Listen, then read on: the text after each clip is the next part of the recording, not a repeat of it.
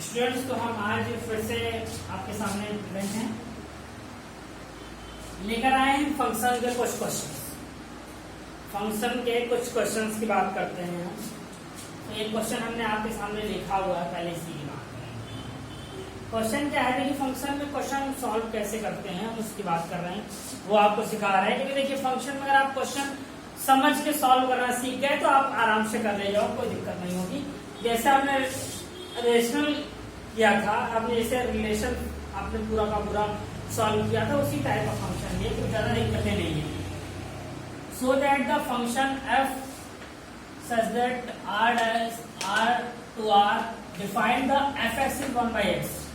हमको relation r और r में करना है। फंक्शन किसका होना है?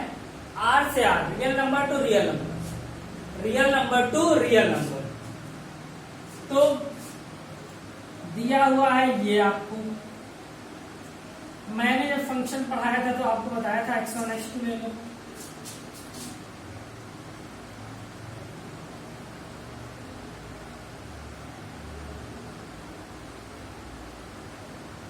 अब fx1 जब आपको, क्योंकि यहाँ जो प्रूफ करना है 1 और ऑन टू प्रूफ करना है, 1 और ऑन टू प्रूफ करना है। तो 1 की क्या प्रॉपर्टी थी कि एक एलिमेंट एक ही पे जाए तो 1 होगा, और हर एक एलिमेंट का इमेज बने, या जिसकी भी इमेज हो उसका एलिमेंट भी हो। तो हमारा क्या था, वो ऑन टू था। जिन लोग को नहीं याद होगा थोड़ा बैक वाला पिक्चर वीडियो देख लीजिएगा। तो यहाँ पे क्या हो जाएगा, 1/x1 1/x2 equal to x1 x2। ये हो गया। जब x1 x2 के इक्वल हो गया, जब x1 x2 के इक्वल हो गया, तो ये तो हमारा क्या हो गया, तो ये ऐसे केस में हम इसको 1 ये पहला केस है। दूसरा देखते हैं, ऑन टू प्रूफ करना है। ऑन टू का मतलब ये होता है कि हर एक एलिमेंट की इमेज बन रही है।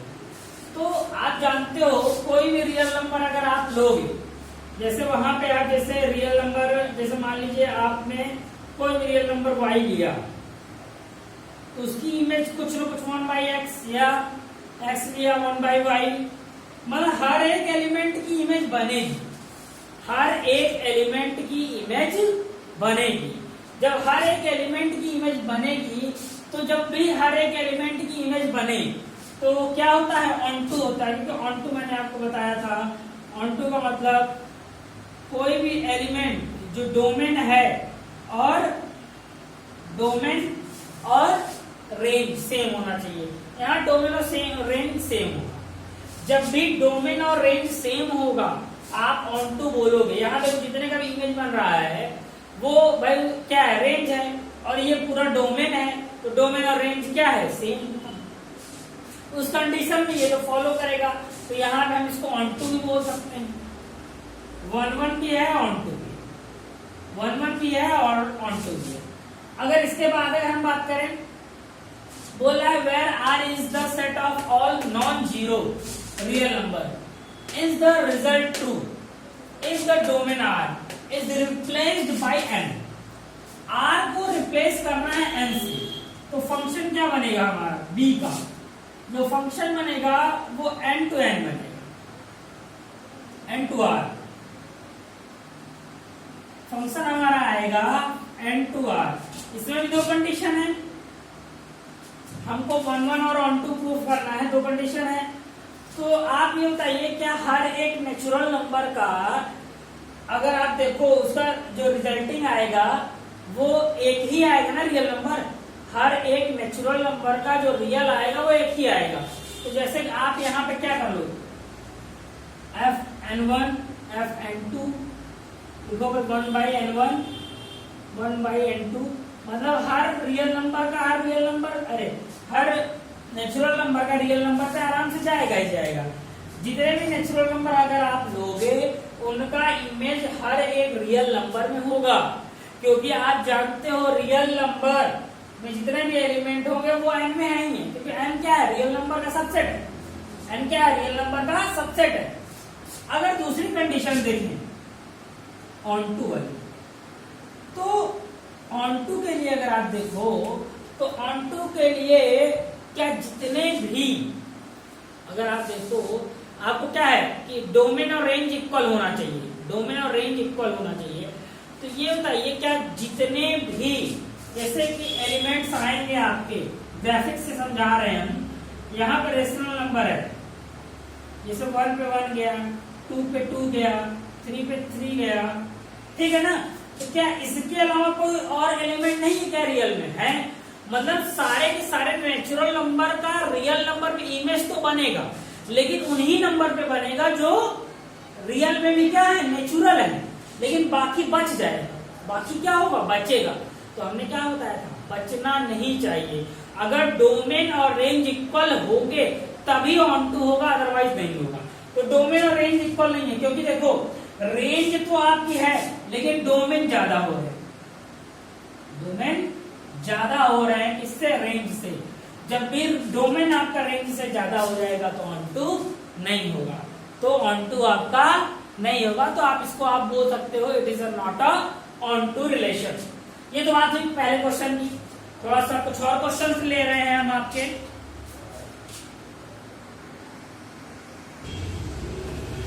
तो स्टूडेंट्स आपके सामने एक क्वेश्चन और हमने लिख दिया है, तो हम इस पे बात करते हैं।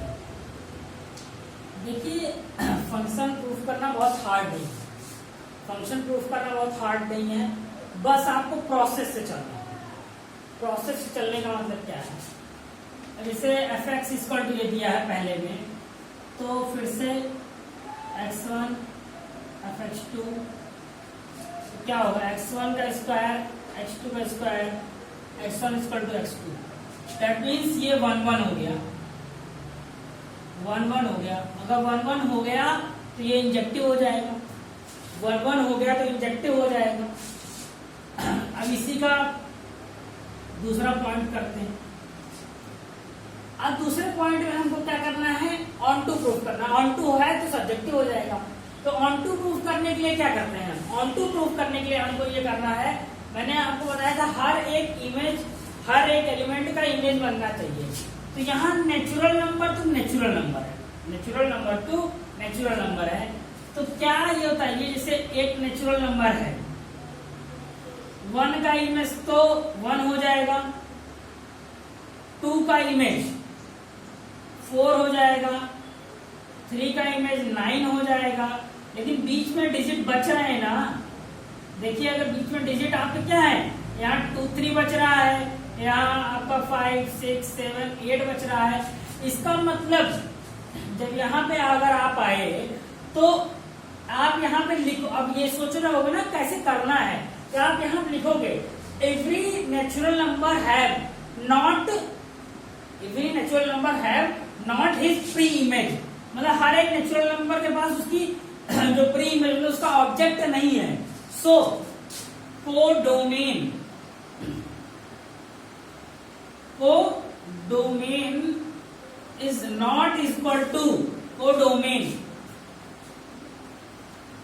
Codomain is not equal to image. या इसको आपने क्या बोला था, मिरर इमेज, या हम इसको रेंज बोल रहे थे। Codomain is not equal to range. आप इसी तरीके से दिखाते हो ऑन टू। कोडोमेन और रेंज अगर इक्वल दिखा दिया आपने तब वो है, अगर नहीं है तो नहीं होगा।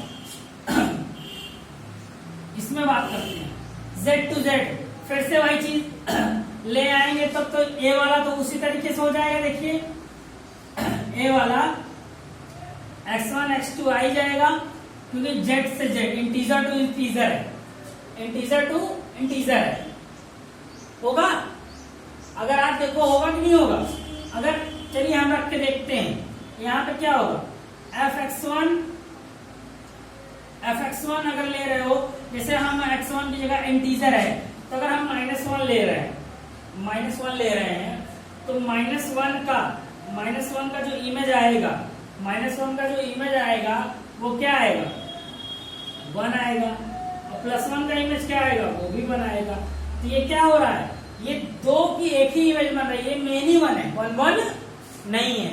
ये मेनी 1 है ना, ये मेनी 1 आएगा, 1 1 तो आएगा नहीं, क्योंकि 2 की ही ये क्या है, इक्वल इमेज नहीं आ रही, दो एलिमेंट्स की आपके जो मतलब कि जो आपका F1 और F2 है पूरा, ये जो फंक्शन डिफाइंड हुआ है वो फंक्शंस में क्या है, आपके हर एक एलिमेंट की एक ही इमेज नहीं है।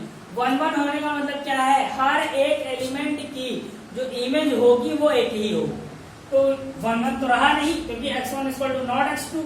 क्यों नहीं होगा, क्योंकि यहाँ पे देखो इंटीजर होने का -1 रखो तभी 1 आएगा, +1 रखो तभी 1 आएगा, -2 पे भी +2 पे भी। अगर इस तरीके से दूसरी चीज की फॉलो कराएं, ऑन टू अगर फॉलो कराते हैं, ये मेनी वन है, 1 1 नहीं, इसको हम क्या बोलेंगे, मेनी वन बोलेंगे। अगर आप कराओ तो क्या हर एक इंटीजर की इमेज मिलेगी आपको, हर एक इंटीजर, जैसे कि आप इंटीजर यहाँ से करा रहे हो, यहाँ पे आपका जो एलिमेंट है वो भी पूरा का पूरा इंटीजर है, इसी टाइप से कुछ एलिमेंट बच जाएंगे, तो वहां पे भी क्या होगा, codomain not equal to R. आपको इसी तरीके से बताना है, कोडोमेन इक्वल टू आर अगर हो गया तब वो आपका क्या है, वो ऑन टू होगा, ऑन टू है सब्जेक्टिव होगा।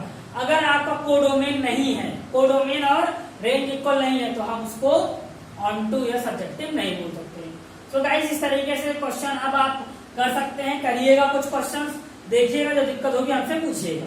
So guys thank you for today.